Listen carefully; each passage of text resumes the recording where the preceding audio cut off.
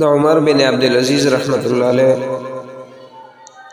د ډېر کم عمر تقریبا طبقات ابن سعد لیکلي چې 39 سال خوښ عمر خو د خپل حکمرانی او دور خلافت هم ډېر زبردست تیر کړی دی او بل د رسول الله مبارک ډېر ښه عاشق بلکې د رسول الله صلی الله علیه وسلم سره د دونه محبت چې د رسول الله صلی الله علیه وسلم صحیح مبارک او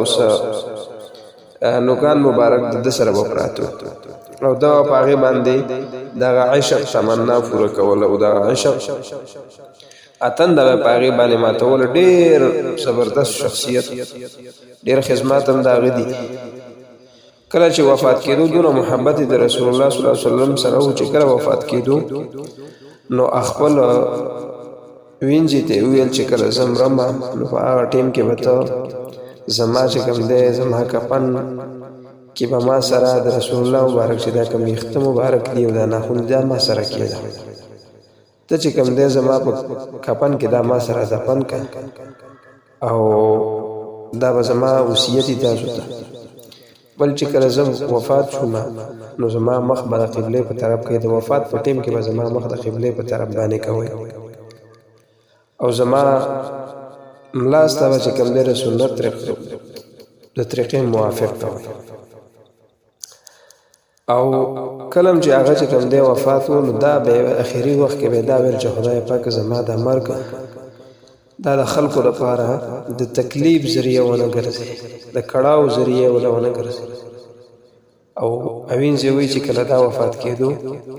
نو په هغه شپه باندې دا کمره کې پروت نو د شپې وایي د کمرې نه دا اواز راغلی د تلاوت وکړو تلک الدار الاخرة نجعلها للذین لا يريدون علوا في الأرض ولا فساد والعاقبة للمتقين وإذا آيات لا شكم دي دوينو چې زه لږ وخت پس ورغلم بیا په آرام باندې پروت ما هغه بل مرۍ ته وویل خادم چې کوم و بیا هغه ورغلی ما چې ورشه هغه ودرې که نه نو چې ورغلم نو هغه چغې شروع کړې چې هغه څنګه ورغلی نو هغه چغه کوي ما مور منډه کړه وی راته ویل چې خو وفات شوی نو د مرګ دپاره به هغه چې سوال کوو چې خدای پاک زما مرګ دا د مسلمانانو دپاره د عذاب ذریعه ونه ګرځي دا د مسلمانانو دپاره د تکلیف ذریعه ونه ګرځي نو ډېر زیات بهترین شخصیت خو د دین اسلام ډېر خدمتونه کړي ډېر منډې تړلې والي دي ډېر زیات چې کوم دی په غزواتو کې شرکت هم کړی دی او د خلافت دپاره دین اسلام ډېر محنت کړی نو هغه هم د خپل مرګ دپاره چې کوم دی دونه په یېره او په اندېښه کې او بیا د رسول الله صلی الله علیه وسلم دا محبت وګوره څونه محبت یې چې د هغه ویښته مبارک او د هغه نوکان مبارک یې د ځان سره په کفن کې ښخول د دې وجې نه زموږ او ستاسو چې کوم دی محبت د الله د رسول سره د هغه د سنتو سره پکار دی چې مونږ او تاسو د هغې د سنتو موافق ژوند تیر او که خلافت راته میلاویږي که امارت راته میلاویږي که یو وړوکې غوندې د مدرسې یا د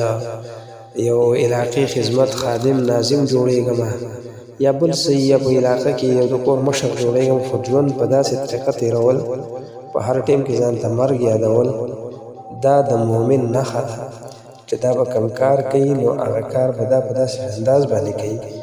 چې د ده پکې مرګ ته سوچي که حلال وي نو دا به پکې کوشش کوي که حرام وي ځان نه ساتي ځکه چې په هر وخت کې د ته مرګ یاد نو دا به د حرامونو محفوظ وي دا به د دروغو محفوظ وي نو د عمر بن عبدالعزیز رحمت الله علیه دونه لوی داستان او دونه لوی واقعې دي چې د حد درجې خو د هغه محبت مې درته ویلو چې د رسول الله مبارک سره د هغه څونه محبت و څونه مینې وه چې د هغه به د هغه د عشق لپاره چې هغه د عشق تنده یې ماته وویل د هغې ویښته مبارک او د هغې نوکان مبارک به ځان سره ساتل ښه دا ورسره پراته و په هغې باندې به د عشق تنده ماتوله په هغې به مینه ماتوله نو الله رب العزت دې دا محبت موږ سره موږ ته را نصیب کړي او الله